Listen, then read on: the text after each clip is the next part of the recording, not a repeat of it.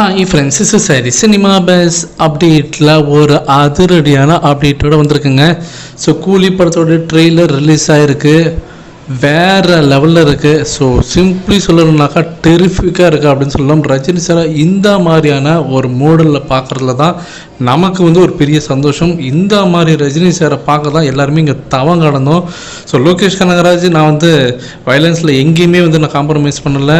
So இந்த படம் AC ticket வாங்கினாலும் அதை பற்றி கவலை இல்லை, 1000 கோடி பற்றினா எனக்கு கவலை இல்லை, 150 ரூபா கொடுத்து வர அந்த ரசிகரை திருப்திப்படுத்தணும், அதுக்கு நான் கேரண்டின்னு பேசியிருப்பாரு. அதை அப்படி இங்கே ட்ரெயிலரில் காட்டிருக்காருங்க.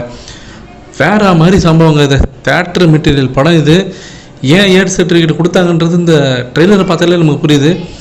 அந்த ட்ரெய்லரோட டீகோடெலாம் அடுத்தடுத்த வீடியோவில் நான் போடுறேன், நிறைய பேசும், பயங்கரமாக இருக்குது. ஆனால் நான் முக்கியமாக பேச வேண்டியது அந்த ஆல்பம் தான். அந்த ஆல்பத்தில் இப்போ விட்டுருக்காங்க, நம்ம எல்லாருக்கும் தெரியும், ஃபுல் ஆல்பம் ரிலீஸ் ஆகிடுச்சு. அதில் குறிப்பாக சொல்லணும்னா ஒரு தனி track I am the danger அப்படின்னு சொல்லிட்டு ஒரு ஹாலிவுட் லிரிக்ஸில் வரக்கூடிய அந்த ஒரு பாடல்.